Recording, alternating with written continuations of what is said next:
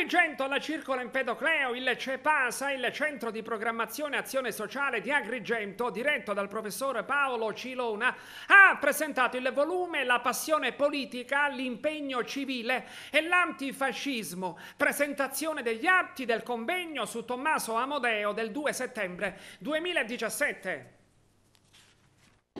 Questa sera abbiamo parlato di un grande personaggio della vita politica agrigentina, Tommaso Amodeo. Era di Sambuca di Sicilia, per le sue idee subì il confino durante il periodo fascista e poi subito dopo la liberazione, a furor di popolo, venne chiamato a sindaco della città sambucese, quindi un grandissimo personaggio che era sempre alla testa dei lavoratori, dei contadini e degli operai, una grande figura del socialismo agrigentino e che questa sera è stato ricordato attraverso la pubblicazione degli atti del convegno che si era svolto proprio l'anno scorso, il 2 di settembre, alla presenza dell'onorevole Bersani e degli altri esponenti del mondo della politica e del mondo civile. Le opportunità delle analisi e delle riflessioni